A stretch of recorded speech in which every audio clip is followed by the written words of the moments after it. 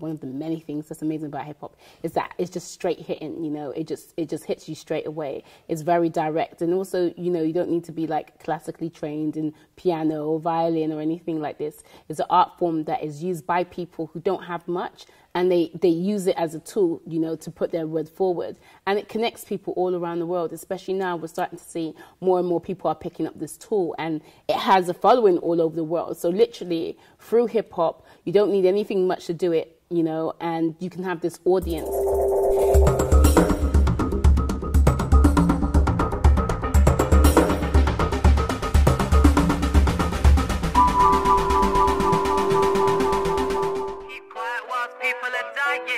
You keep quiet while children are crying.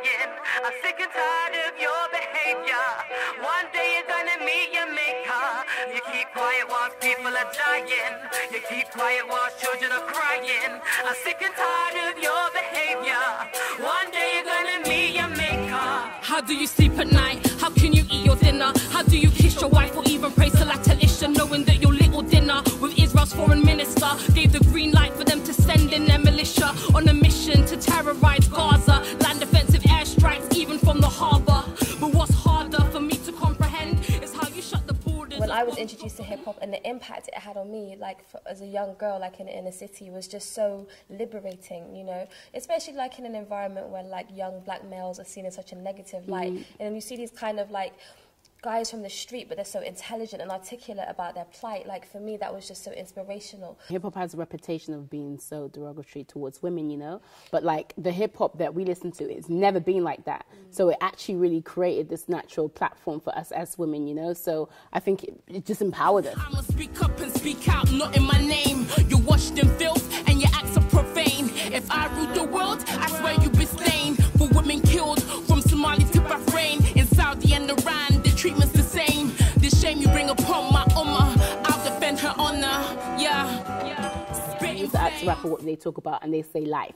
You know, that's what we talk about. We talk about our experiences. We talk about our experiences as, you know, black females in England, in an environment that's like post 9/11, you know, where it can be at times a very harsh climate, you know. It can be harsh whether because you're female, or it could be harsh because you're from the Caribbean and there's all these different stereotypes that go with that, and because you're Muslim. And even as Muslims, you know, we're Muslims who rap, you know. So there's we're so Muslim girls who rap. Exactly, and like bright colors. So there's so many different things. So it's only, I don't know if we sort of think about what we're going to talk about, but we just articulate our plight. Remember when we first embraced Islam, we'd be like, okay, well we're black, British, Caribbean, African descent people. Like how do we dress? And we go to the market and we'd get like African fabrics and we try and mix it with like Converse trainers and, you know, baggy jeans. Like we were trying to kind of just include our hip hop, African, all these kind of different identities. And so I think that that's also communicated in our music, you know, because we're also trying to kind of, we're just trying to figure it out. And I think, you know, as human beings in general, I think we're all trying to figure life out. So I think that may be part of the reason why our music communicates to so many people, because we're very sincere in the fact that we're just trying to figure it out. You know?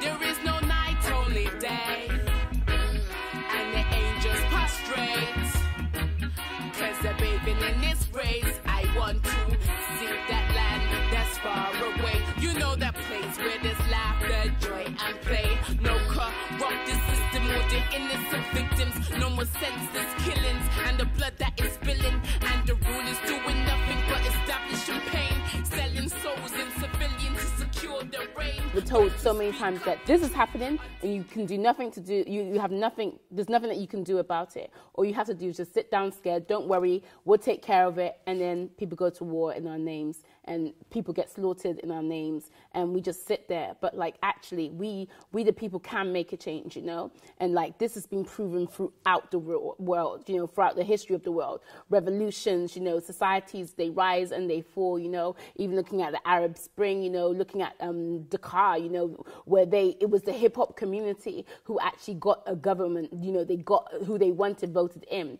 we have the ability to make a change. And like, you know, sometimes as people, we just need to realize that the power lies with us. It's about putting the empowerment of change into the hands of the people, you know, and making them realize that like change doesn't need to necessarily be this kind of like, you know, monolithic, like monumental thing. It can just be a conversation, or like how we interact with our neighbors, or how we interact with each other. It doesn't, you know, sometimes you think like, I need to change the world, as opposed to like just changing our world or changing the world of someone else by kind of presenting a different image. And I think as Poetic Pilgrimage and as Muslims, and Muslim women in particular, I find that like whether we are aware of it or not, we kind of are in a position of doing that, whether we choose to or not, because some people just have never even heard a Muslim woman talk, or like seen a Muslim woman on stage, let alone a Muslim woman rap, kind of thing. So I think that in and of itself, that kind of presents a different image. With a vision for poetry and rhythm, the captivism, majestic music is the mission. I like this whole term movement, because like, what is a movement? It's motion, you know?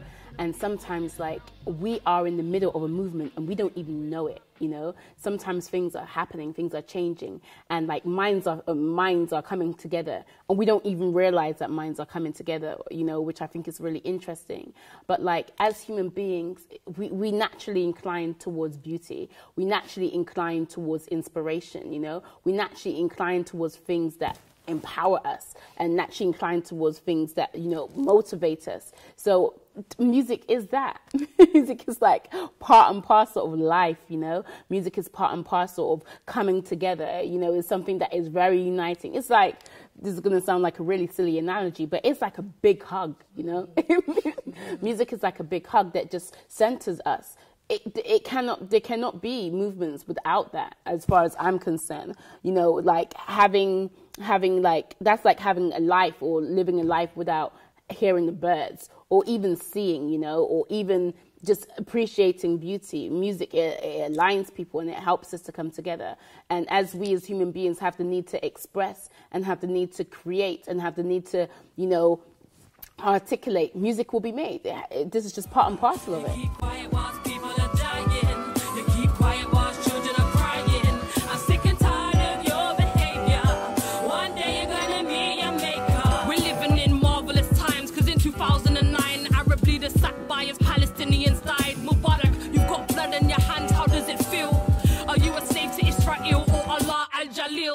With Saudi's nuclear deal with the USA, the reason why them cats didn't have nothing to say about the terrorist wage from a terrorist state, yet they staged a summit in Kuwait a little too late, because by then 1,000 people had already been slaves. And Saudi kings look kind giving aid. $1 billion is the pledge that they made, but they spend 300 mil on their trips to Spain. 3,000 entourage. Now does that equate when your peeps have no food or aid? Some even sleep in a cave. Think of the lives you could save.